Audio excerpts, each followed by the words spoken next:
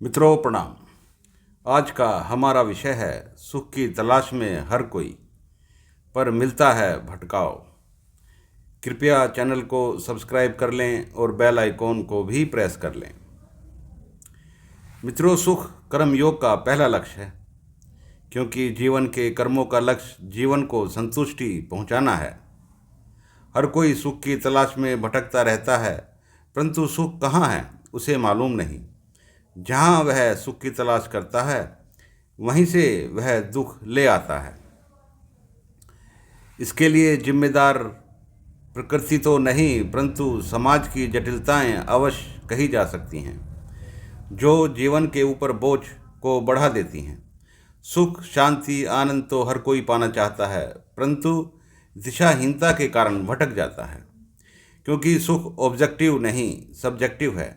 अर्थात जब तक आध्यात्मिक शांति आपको नहीं मिलेगी तब तक संसार में कहीं सुख नहीं मिलेगा। जब तक आप प्रतिस्पर्धा में हैं तब तक तो कोई सुख नहीं, कोई चैन नहीं। दुख जीवन की सभी विकृतियों के लिए जिम्मेदार है। दुख मनुष्य के अंदर निराशा, निष्क्रियता, द्वेष, घृणा और हिंसा को भर देता है। यदि किसी व्यक्ति के जीवन में प्रतिकूलता ही रहे तो उसके जीवन की सार्थकता समाप्त हो जाती है। जब तक मनुष्य अपने जीवन की स्वाभाविकता को प्राप्त नहीं होता तब तक तो वह कभी सुख का अनुभव नहीं कर सकता। इसलिए हमारे लिए सुख और दुख का विश्लेषण महत्वपूर्ण हो जाता है। भगवान बुद्ध ने कहा, सर्वम दुखम, अर्थात सभी दुख है। यदि हम ऐसा मान भी लें तो ये जीवन दुख है तो प्रकृति की सार्थकता समाप्त हो जाती है। उसके बाद भगवान बुद्ध ने कहा कि दुख का कारण है।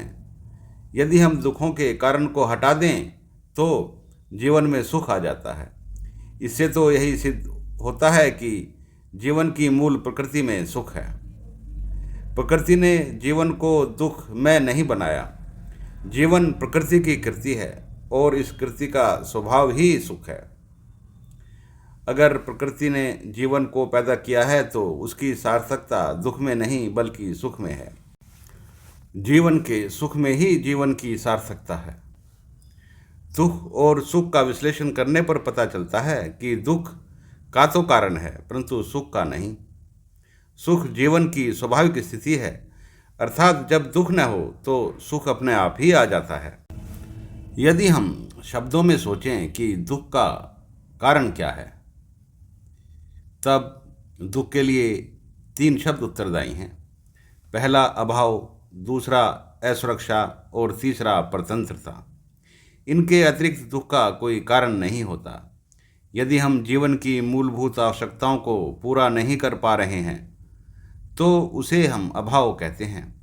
अर्थात जब तक जीवन की मूलभूत आवश्यकताएं तृप्त नहीं होती हैं तब तक जीवन में दुख बना रहता है। दुख का दूसरा कारण असुरक्षा है। यदि आपके जीवन में सुरक्षा नहीं है, आप शरीर से और मन से अस्वस्थ हैं या आप कोई बाहरी खतरा अनुभव कर रहे हैं तो भी दुख है। और तीसरा कारण परतंत्रता है। यदि आपको जीवन जीने की स्वाभाविक स्वतंत्रता नहीं है, स्वाभाविक विस्तार के मार्ग में यदि कोई बाधा है तो भी दुख है।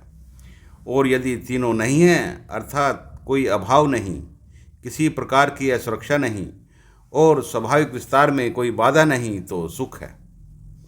दुखों का निस्तारण हम दुखों के कारणों को हटा करके कर सकते हैं। कर्म योग का यही उद्देश्य है कि जीवन में आने वाली बाधाओं को दूर करे।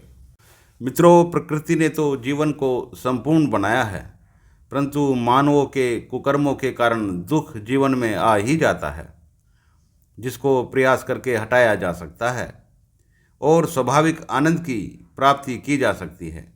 यदि आदमी अपनी लालसाओं और वर्चस्व की धारणा से मुक्त हो जाए तो उसका रास्ता सुगम हो सकता है। धन्यवाद।